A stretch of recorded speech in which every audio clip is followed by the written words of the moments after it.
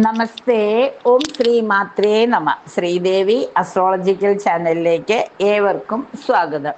ജ്യോതിശാസ്ത്രം പോലെ തന്നെ വളരെ പ്രാധാന്യമുള്ള ഭാഗ്യ നിർഭാഗ്യങ്ങൾ ഇടകലർന്ന ജീവിതത്തിലെ ദൗർഭാഗ്യങ്ങളെ മാറ്റി, ദൗർഭാഗ്യം എവിടെയെന്ന് കണ്ടെത്തി അത് മാറ്റി ഭാഗ്യത്തിന്റെ പരിധിയിലേക്ക് കൊണ്ടുവരുവാൻ ഭാഗ്യസംഖ്യകളെ നമ്മൾ കൂട്ടുപിടിക്കും. അതിന് ആ കൂട്ടുപിടിച്ച് ഓരോ വ്യക്തിക്കും അവനവൻ്റെതായ ഭാഗ്യസംഖ്യ ജന്മനക്ഷത്ര പ്രകാരം കണ്ടെത്തി ആ സംഖ്യയ്ക്ക് പ്രാധാന്യം കൊടുത്തുകൊണ്ട് നമ്മൾ സംഖ്യാശാസ്ത്രത്തെ നമ്മൾ കൂടുതൽ മനസ്സിലാക്കുമ്പോൾ അത് ഒരു ശാസ്ത്രം തന്നെയാണെന്നും ഈ ശാസ്ത്രം നമ്മൾക്ക് ഫോളോ ചെയ്യാൻ എളുപ്പമാണെന്നും മനസ്സിലാക്കാം. എന്തായാലും 27 നക്ഷത്രങ്ങൾക്കുമുള്ള ഭാഗ്യസംഖ്യ ഏതാണെന്ന് മനസ്സിലാക്കാം.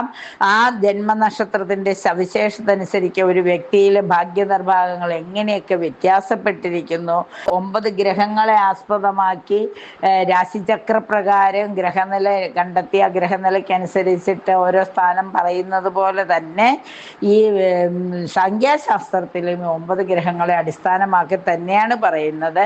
7 ഗ്രഹങ്ങൾക്ക് സ്വയം സ്ഥാനമുള്ളതുണ്ടാവുകയും അല്ലാത്ത 2 ഗ്രഹങ്ങളെ സൂര്യൻ്റെയും ചന്ദ്രൻ്റെയോടും ചേർത്ത് നിർത്തിക്കൊണ്ട് നമ്മൾ സംഖ്യാശാസ്ത്രം പറയുന്നു. എന്തായാലും സംഖ്യാശാസ്ത്ര പ്രകാരം ഉള്ള ആ ഒരു കണക്ക് കൂട്ടലുകൾ നമുക്കൊന്ന് അറിഞ്ഞിരിക്കുന്നത് നന്നായിരിക്കും. ഒരു മനുഷ്യൻ്റെ ജന്മവും പുനർജന്മവും നല്ലതും ചീത്തയുമായ കർമ്മഫലത്തെ പ്രതിപാദിക്കുന്നുണ്ട്. അതെങ്ങനെയൊക്കെ ഒന്ന് നമുക്കൊന്ന് നോക്കാം. സൂര്യൻ 1, 4, സൂര്യന് 1 സ്ഥാനം, പക്ഷെ 4 എന്നൊരു സ്ഥാനം കൂടെ കൊടുത്തിട്ടുണ്ട്. ഈ 4 എന്ന സ്ഥാനം സൂചിപ്പിക്കുന്നത് യുറാനസിനെയാണ്. അപ്പോൾ സൂര്യനെ നമ്മൾ റെപ്രസെന്റ് ചെയ്യുമ്പോൾ 1ഉം 4ഉം ഉണ്ട്.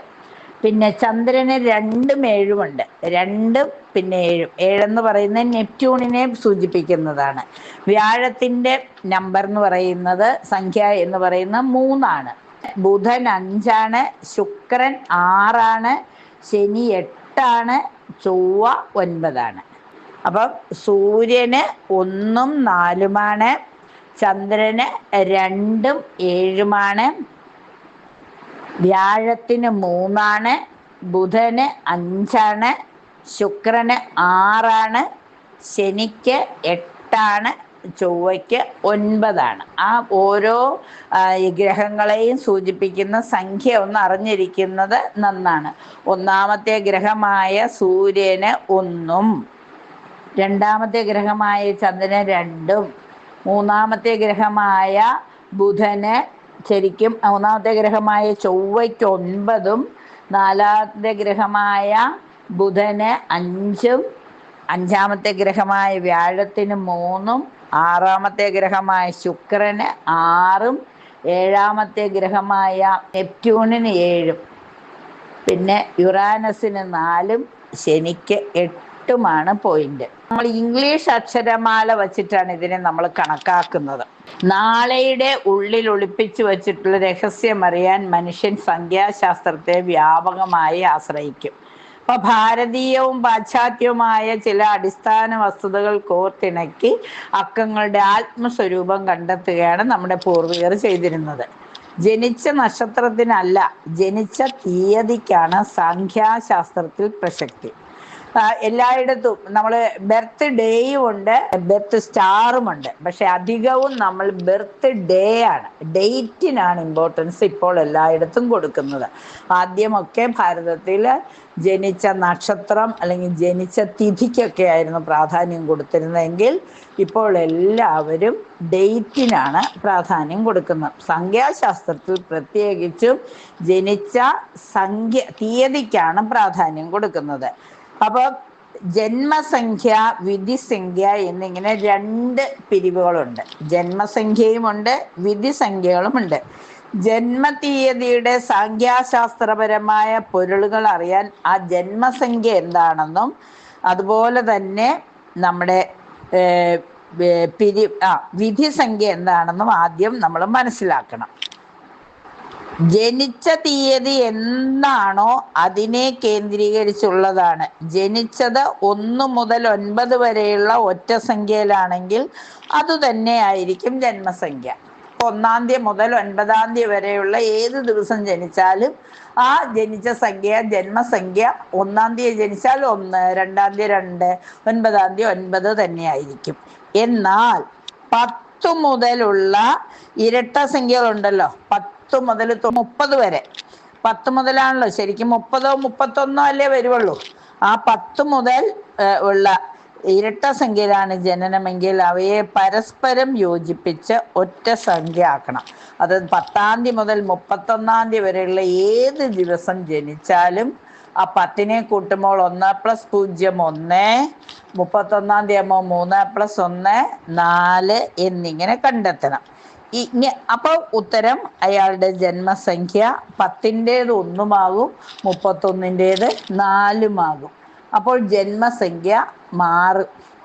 ഇനി വിധിസംഖ്യ എന്നാണെന്ന് വെച്ചാൽ ജനിച്ച വർഷവും മാസവും തീയതിയും കൂടെ കൂട്ടിയിട്ട് അതൊരൊറ്റ സംഖ്യയാക്കി മാറ്റും. അപ്പൊ മറ്റേത് ജന്മസംഖ്യ എന്ന് പറയുന്നത് ജനിച്ച തീയതി മാത്രമേ കൂട്ടുള്ളൂ. അത് 9 വരെ അത് തന്നെയാണ്. പിന്നെ അങ്ങോട്ട് ഒറ്റ അക്കമാക്കി തീർക്കണം.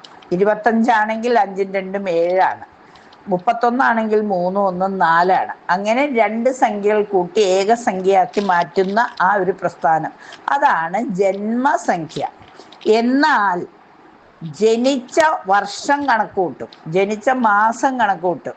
ഇപ്പൊ 14/6/59 എൻ്റെ ഡേറ്റ് ഓഫ് ബർത്ത് എങ്കിൽ 14-ലെ 1ഉം 4ഉം കൂടി കൂട്ടി 5, പിന്നെ 6-ാം മാസം എന്ന് പറയുമ്പോൾ 6, അപ്പൊ 5ഉം 6ഉം 11, പിന്നെ 1959, 59 എന്ന് പറയുമ്പോൾ 5ഉം 9ഉം 14, 14 4ഉം 18, 18 1ഉം 19, അപ്പൊ 9 1ഉം 10 തന്നെ വരും. ആ 10ഉം കൂടെ കൂട്ടിയിട്ടാണ് നമ്മൾ കണ്ടെത്തേണ്ടത്. അങ്ങനെ കണ്ടെത്തിയിട്ട് നമുക്ക് ഫെബ്രുവരി മാസം 2-ാം മാസമാകെയാണ് മൂല്യം കണക്കാക്കണം. അപ്പൊ 2 + 6 എന്നൊക്കെ പറഞ്ഞിട്ട് നമ്മൾ 14 എന്ന് പറയുമ്പോൾ 5, പിന്നെ 6 എന്ന് പറയുമ്പോൾ 6 തന്നെ, 5ഉം 6ഉം 11, പിന്നെ നമ്മൾ 1959 എന്ന് കൂട്ടുമ്പോൾ 1ഉം 9ഉം 10, 10ഉം 5ഉം 15, 15ഉം 9ഉം 24, അപ്പൊ 6 കിട്ടും. അപ്പൊ 6ഉം 6ഉം 12 കിട്ടും. 12 കഴിയുമ്പോൾ നമുക്ക് 3. ശരിക്കും അങ്ങനെ 5ഉം 6ഉം 11, 11ഉം 12ഉം എത്രയാണ് കിട്ടുക? 11ഉം 6ഉം 17, അപ്പം നമുക്ക് 8 കിട്ടും. അങ്ങനെ നമ്മൾ കണ്ടെത്തണം. ഓരോരുത്തരും അവരുടെ സംഖ്യകളെ കൂട്ടി വിധിസംഖ്യ കണ്ടുപിടിക്കും. ആ വിധിസംഖ്യ വീണ്ടും നമ്മൾ ഇപ്പൊ 8, 9 എന്നൊക്കെ വന്നു കഴിഞ്ഞാൽ കുഴപ്പമില്ല. പക്ഷെ 10 വരുവാണെങ്കിൽ വീണ്ടും 1 11 വരുവാണെങ്കിൽ 2 അങ്ങനെ അയാളുടെ വിധിസംഖ്യയും എഴുതും. അപ്പൊ ജന്മസംഖ്യയെ മാത്രം മുൻനിർത്തി വിധിസംഖ്യയെ മാത്രം മുൻനിർത്തിയും നമുക്ക് ഭാവി ഫലം നോക്കാം. ജന്മസംഖ്യയെ മാത്രം നോക്കിയിട്ട് ഒരാളുടെ ജനിച്ച തീയതി മാത്രം അറിഞ്ഞ് നമുക്ക് അവരുടെ ഫലം പറയാം. അല്ല, അയാളുടെ ജനന തീയതി മൊത്തമായി നോക്കിയിട്ട് ജനിച്ച സംഖ്യയും ജന്മസംഖ്യയും വിധിസംഖ്യയും നോക്കിയിട്ട് നമുക്ക് ആ വ്യക്തിയെക്കുറിച്ചുള്ള സമഗ്രമായ ഫലം പറയാം. അപ്പം വിധിസംഖ്യയിലൂടെ താൽക്കാലികമായ ഫലവും ജന്മസംഖ്യയിലൂടെ പരിഗണിക്കുന്ന രീതി നിലവിലുണ്ട്. അപ്പൊ ഇതുകൊണ്ട് തന്നെ ഈ നമ്മള് ഏറ്റവും ഫലങ്ങൾ കൂടുതൽ വേണമെങ്കിൽ ഓരോരുത്തരുടെ പേരിലെ ആ അക്ഷരങ്ങൾക്കും കൂടി പ്രാധാന്യം കൊടുത്തോളൂ. ജനിച്ച സംഖ്യയെ പോലെ തന്നെ ഓരോരുത്തർക്കും ഇട്ടിരിക്കുന്ന പേരുണ്ടല്ലോ, ആ പേരിന് ഓരോ അക്ഷരങ്ങൾക്കും ഓരോ മൂല്യം കൊടുത്തിട്ടുണ്ട്. ആ മൂല്യത്തെ ബേസ് ചെയ്തുകൊണ്ട് നമുക്ക് സംഖ്യാശാസ്ത്രം പ്രകാരം നമുക്ക് അക്ഷരമാലയിൽ 26 അക്ഷരങ്ങൾക്കും ഓരോ മൂല്യം കൊടുത്തിട്ടുണ്ട്. ആ മൂല്യത്തെ ബേസ് ചെയ്തുകൊണ്ടും നമുക്ക് അതിൻ്റെ വിലയിട്ട് നമുക്ക് വിധിസംഖ്യ അല്ലെങ്കിൽ ഇത് കണ്ടെത്താം. അങ്ങനെയും നമുക്ക് ജ്യോതിശാസ്ത്രം പെട്ടെന്ന് മനസ്സിലാക്കാൻ പ്രയാസമാണെങ്കിലും അതിലേക്ക് ഇറങ്ങിച്ചെല്ലുമ്പോൾ കൂടുതൽ എളുപ്പമാണ് സംഖ്യാശാസ്ത്രമെന്ന് നമുക്ക് മനസ്സിലാക്കാം. എല്ലാവർക്കും ഞാൻ ഇപ്പോൾ അതിൽ അറിവ് നേടിയിട്ടുണ്ട്. അപ്പം ഈ അറിവുകൾ നിങ്ങളുമായി പങ്കുവയ്ക്കുന്നേ ഉള്ളൂ.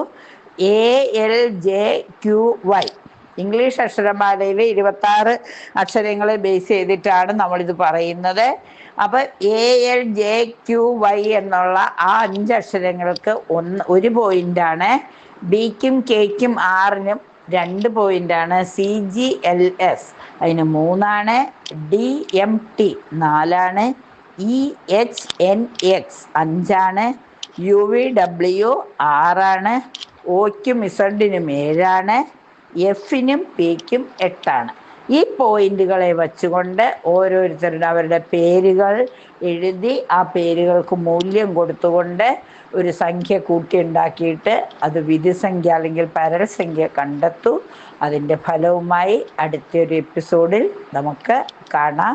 എല്ലാവർക്കും സംഖ്യാശാസ്ത്രത്തെക്കുറിച്ച് ഒരല്പജ്ഞാനം ലഭിച്ചു എന്ന് ഞാൻ വിശ്വസിക്കുന്നു. വിശദമായ അറിവുമായി അടുത്ത എപ്പിസോഡിൽ വന്നു ചേരാം. എല്ലാവർക്കും ഇഷ്ടമായെങ്കിൽ അറിയിക്കുവാൻ മറക്കരുത്. നന്ദി, നമസ്കാരം.